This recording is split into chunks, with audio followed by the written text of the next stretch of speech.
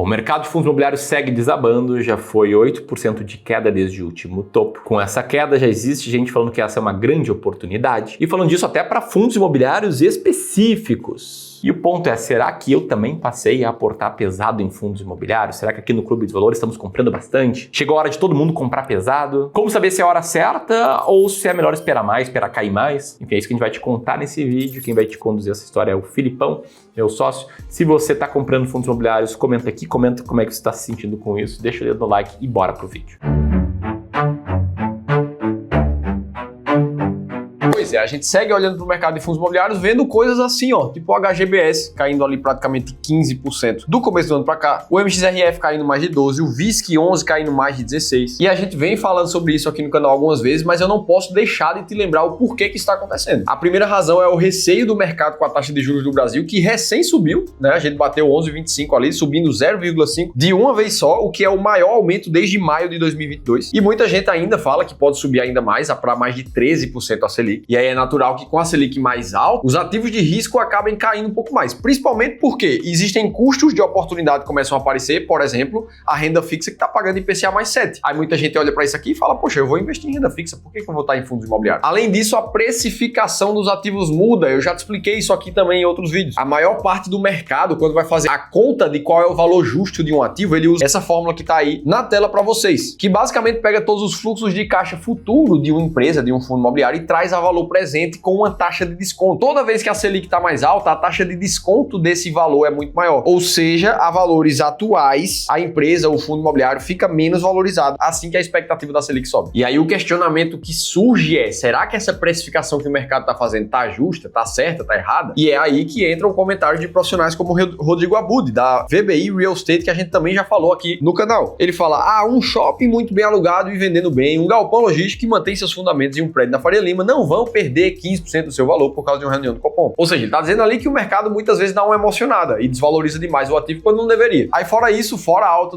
da taxa Selic no país, a gente ainda tem as preocupações com as contas fiscais do Brasil, que afinal de contas, enquanto o governo gasta muito mais do que arrecada, a expectativa é que a inflação não baixe e que a Selic suba ainda mais. E aí a gente vai vendo casos reais como o do HGBS, com um desconto de 13% atualmente em relação ao seu valor justo. E a gente está falando do terceiro maior fundo de shoppings do Brasil, que tem vários shoppings espalhados pelo seu portfólio, como é o caso ali do Shopping Jardim Sul lá em São Paulo, o Shopping Penha lá em São Paulo também, e ele tem imóveis espalhados pelo Brasil inteiro. Ou o caso do VISC11, esse que é o segundo maior fundo imobiliário de shoppings do Brasil e que está com desconto ali na cota de 21%, abaixo do seu valor justo. Então são vários também shoppings aqui no portfólio desse fundo, e aí você fica se perguntando, poxa, será que a gente vê esses shoppings valendo, tendo um valor patrimonial de R$100, eu posso comprar eles a 79 aqui, será que isso está justo mesmo? Ou será que é bom demais para ser verdade? E mais ainda, será que foi tudo isso, essa queda inteira dos fundos imobiliários, que fez com que a gente aqui no Clube do Valor investisse mais de 17 milhões de reais só nos últimos 3 meses em fundos imobiliários? É isso que a gente vai ter que responder. Até porque dúvidas como essas aparecem na cabeça do Fábio, por exemplo, de qual é a hora certa de comprar e de vender um fundo imobiliário. Esse investidor já apareceu aqui no canal algumas outras vezes, mas ele tem um portfólio de mais de 3 milhões de reais só em fundos imobiliários. E quando a gente olhava para os fundos específicos da carteira do Fábio, a gente via vários fundos C-tipados de risco muito maior e principalmente uma concentração muito grande em alguns poucos fundos. Então imagina lá que você é um cara com 20 fundos imobiliários na carteira, mas quando você vai ver a representação financeira mesmo de cada um, você tem 3 ou 4 ali que se eles caírem, eles puxam a carteira como um todo para baixo, porque o peso neles é muito grande. E era justamente por isso que o Fábio estava na dúvida se ele deveria comprar ainda mais pesado esses mesmos fundos para aumentar a concentração, porque eram os fundos bons, ou se ele deveria vender uma parte deles, distribuir para outros fundos. Será que não tem uma oportunidade melhor que ele não esteja vendo no mercado? Afinal de contas, a gente está falando de um mercado de mais de 500 fundos imobiliários diferentes. E é natural que seja assim. O Fábio, ele é um empresário do ramo de tecnologia, ele tá todo dia trabalhando na empresa dele, não tem tempo para ficar acompanhando o mercado financeiro, não tem uma estratégia muito bem definida que deixa ele seguro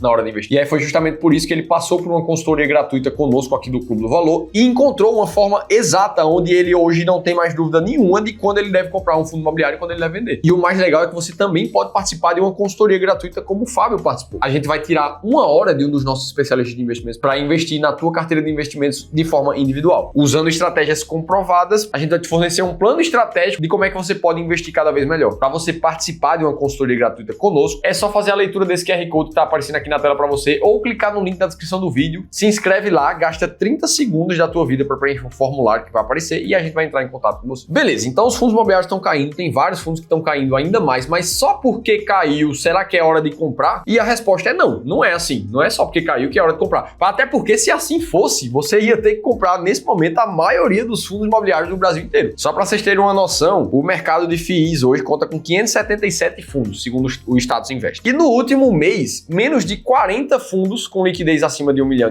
ficaram com uma variação positiva. Ou seja, menos de 10% do mercado está subindo num período recente. Então, novamente, se você fosse comprar só porque os fundos caíram, você tinha que comprar mais de 500 fundos imobiliários diferentes. Praticamente todos os setores seguem em baixa. Aí aqui a gente abarra numa dúvida. Então é isso aí, tem vários caindo, mas não é para comprar todos. Quais eu vou comprar então? E sem falar que existe uma questão matemática importante de quanto um ativo caiu e quanto ele precisa se recuperar depois daquela queda só para você ficar no 0 a 0. Essa imagem aqui do pessoal lá do Clube dos Poupadores mostra isso muito bem. Um ativo que caiu 50% da sua cotação, ele precisa só para voltar para o 0 a 0 valorizar 100%. E quanto mais esse ativo cair, um ativo caiu 70%, ele precisa voltar 233%. Um ativo que caiu 80%, então ele precisa voltar 400% ali só para o 0 a 0. Então assim, comprar só o que caiu porque caiu é perigoso. Afinal de contas, depois de uma queda de 50% de um ativo, basta ele cair outros 50% para a queda total ser de 70%. E isso pode acontecer pra caramba. Ah, Felipe, mas normalmente depois que um ativo cai demais, ele tende a se valorizar. Epa, essa crença aqui ela não é verdadeira. A gente fez um teste no mercado de ações para comprovar que isso não existe. A gente resolveu testar quais foram as ações do mercado de ações que caíram mais em termos percentuais em 2022. E aqui a gente chega numa lista com todos os nomes e todas as variações para baixo. E aí a gente tentou responder, tá, quanto é que elas subiram no próximo ano, né? Porque já que as ações que caem muito tendem a se valorizar mais, elas deveriam se valorizar. E na verdade, para a maioria dos casos, não foi isso que aconteceu.